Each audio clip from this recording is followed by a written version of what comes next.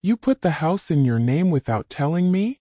I asked, staring at the document like it might change if I blinked. Rachel smiled. It's just easier this way, Mom. You worry too much. I'm Margaret Davis. I'm 69. And for the past 43 years, the house on Willow Street has been mine. My late husband built it himself, brick by brick, and we raised our kids here in a small town called Fairhaven, Oregon. Family dinners, birthdays, Christmas mornings, all under this roof. After Thomas passed, I swore to keep the house warm and alive. I filled it with memories. I took in my son Nathan and his girlfriend when they said they were just trying to get back on their feet. I loaned my daughter Rachel money for her wedding, her honeymoon, even her new kitchen renovation. I thought I was doing what a mother should do, helping, supporting, being there. That's what we're supposed to do, right? Especially when it's family. But what started as helping slowly began to feel like something else. And now, as I held the property transfer form with Rachel's name typed in bold where mine should have been, I realized I might have been blind for too long. Let me go back to when things really started to shift. Nathan had lost his job again. I told him he and Chloe could stay with me for a while. Just a couple of months, he said. That was a year ago. They turned my guest room into their bedroom, my den into his temporary office, and Chloe treated my kitchen like it was a cafeteria. Still, I cooked. I stocked the fridge. I kept the lights on. Rachel, meanwhile, was busy planning the wedding of the decade.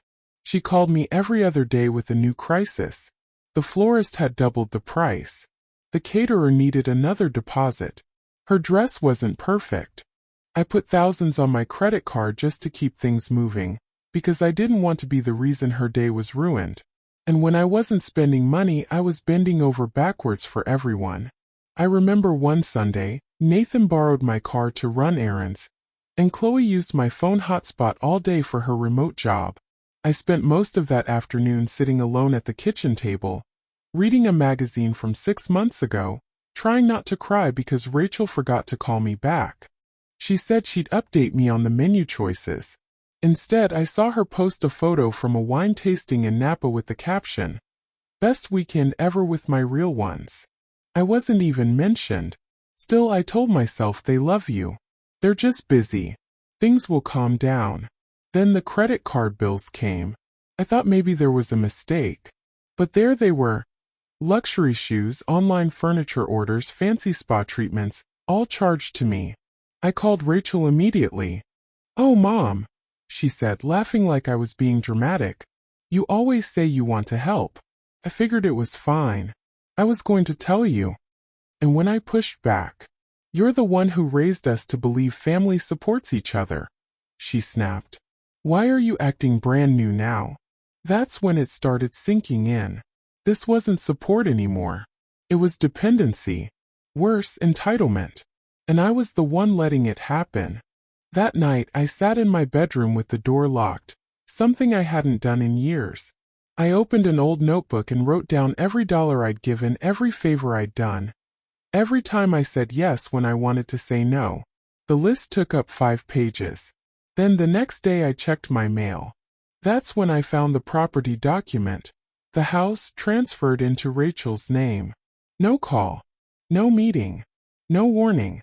Just, "It's easier this way." I called her in disbelief.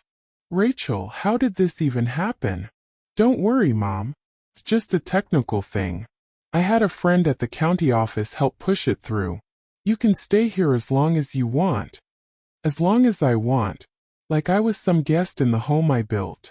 That night I didn't cry. I didn't scream.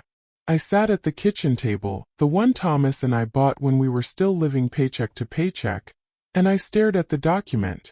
And I made a decision. I wasn't going to ask for anything. I was going to find out just how far they were willing to go. Because if they thought I was weak, if they thought I was ready to give up what I'd built, they were about to find out exactly how wrong they were. It didn't take long for Rachel to start asking questions. "You seemed tense on the phone yesterday," she said, her tone saccharine. "I hope you're not upset about the paperwork." I told her I was fine. And that was the last time I lied to my daughter. That week, I stopped doing little things. I didn't make breakfast for Nathan and Chloe. I didn't stock the fridge with Chloe's special oat milk, or buy Nathan's brand of energy drinks. I left dishes in the sink. Just one day, then two. I wanted to see how long it would take them to notice or care. They didn't. Chloe complained about the mess. Nathan asked if I was feeling all right, but neither of them offered to help. They stepped over the laundry basket I left in the hallway and scrolled on their phones while I sat on the porch, watching the mail truck like it might bring me a miracle. That's when the second surprise came. A letter from my bank. New credit line opened in your name, $15,000 limit. I hadn't applied for anything. I called the number on the letter. The rep walked me through the charges, 3 furniture orders, 1 airline ticket to Florida, and a series of transactions from a boutique clothing store in Portland. Chloe's favorite boutique. My blood went cold. I hung up and walked straight to the guest room. They were out, probably at the gym or another one of their self-care days. I didn't snoop, I didn't have to. Right there on the nightstand was the catalog for the exact store from the charges. Open to a page with items circled in pink marker. I sat down on the edge of the bed and stared at the ceiling. What was I even doing? Letting grown adults use me like an ATM machine while they took over my home, my time, my peace? I called Rachel again. This time I didn't ask questions. I said, cancel whatever you've set up. I didn't give permission. And I want the house paperwork reversed. There was a long pause. Then she laughed. Mom, come on.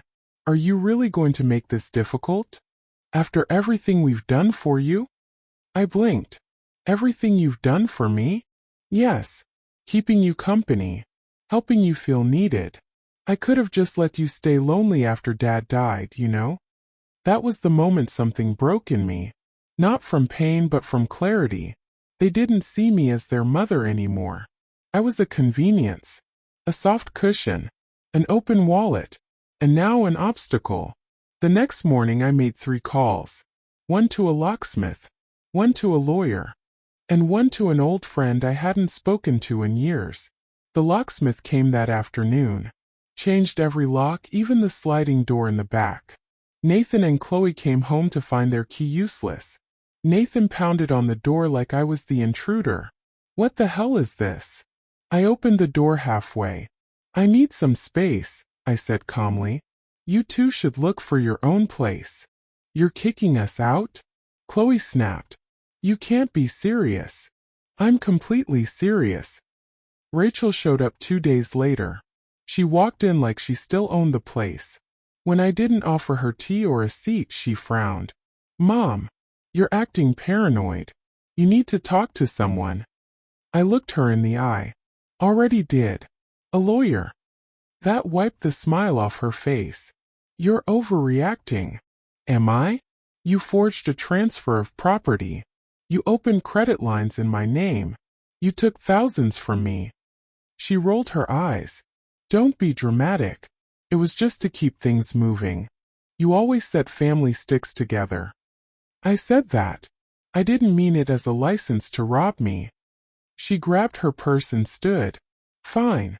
If that's how you want to play this, don't expect us to come running when you get lonely again. And then she left. No apology. No shame. Just anger that her plan didn't work. That night, I slept with the door locked again. But I slept. For 3 days the phone didn't ring. No texts. No calls.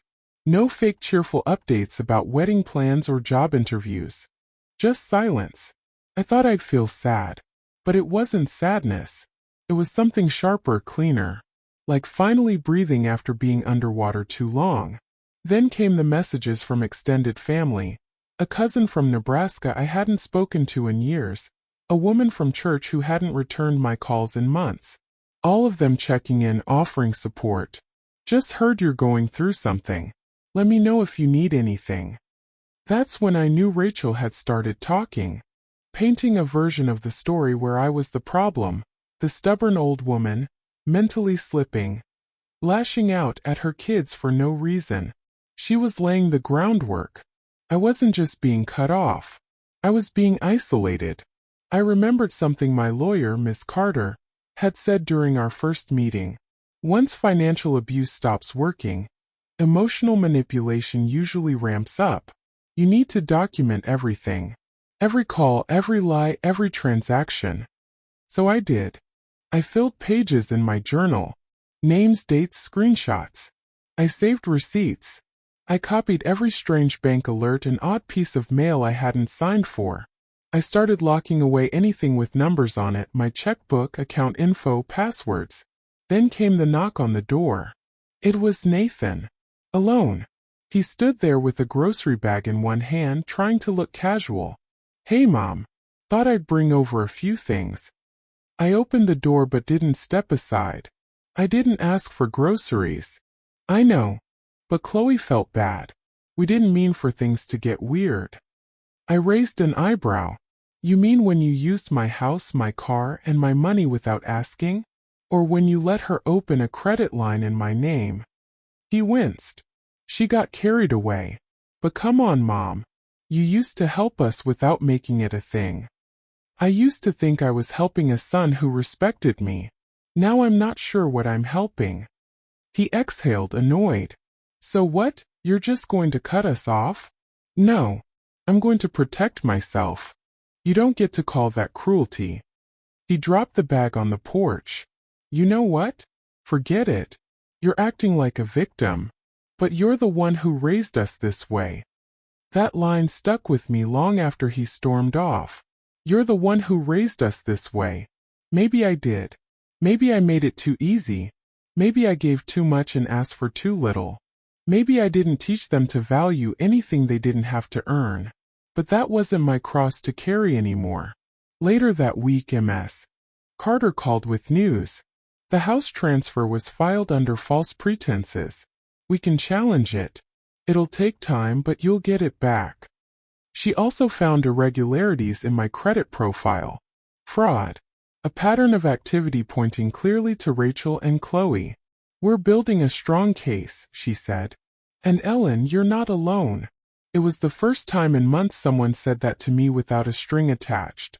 I hung up the phone and walked through my home slowly, touching the back of the worn couch, the kitchen table etched with old knife marks, the windows Thomas replaced one summer with his bare hands. They wanted all of it. They thought they could take it without a fight. I didn't hear from Rachel or Nathan for almost a week. But the silence didn't last. It started with a knock on the door, not a polite one.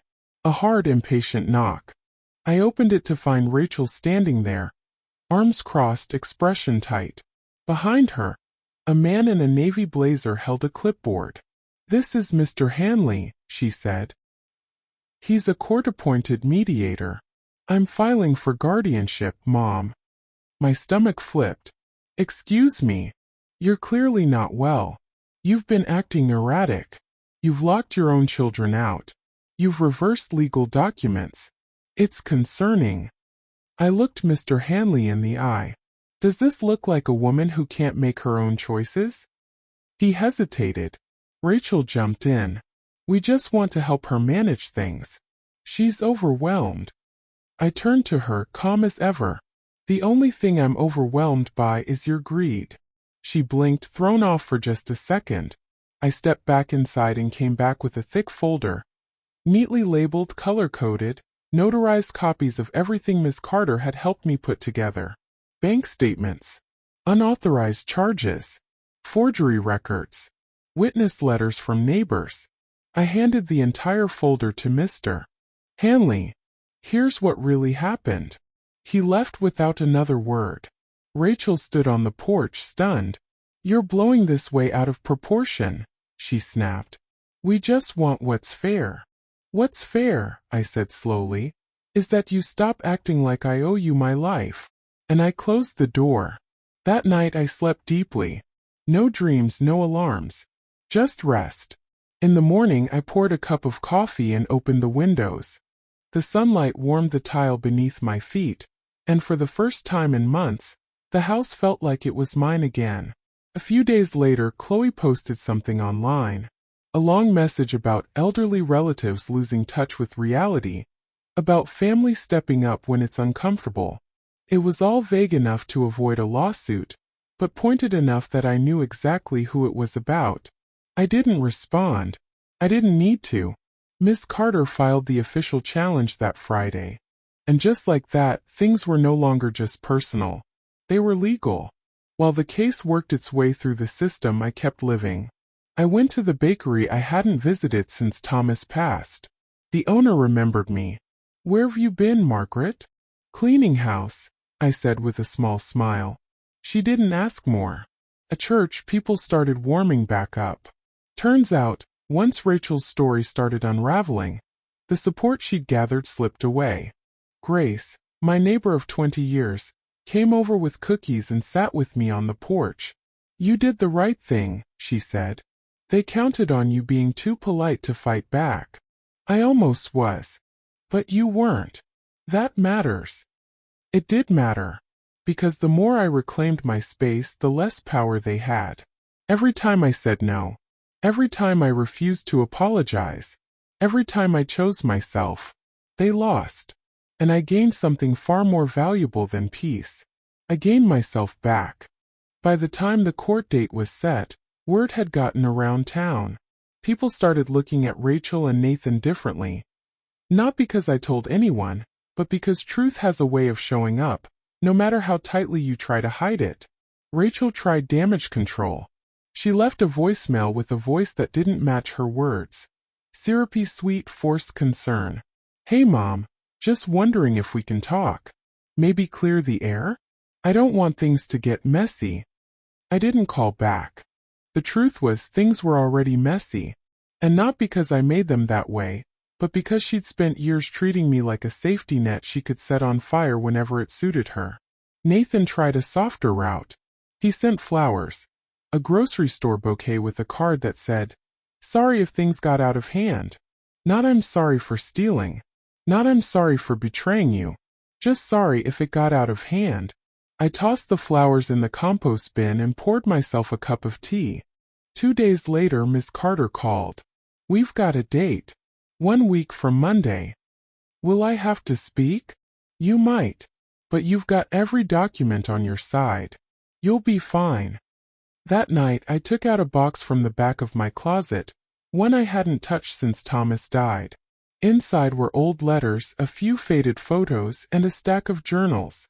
One from every year we were married. I flipped through one from the year Rachel was born.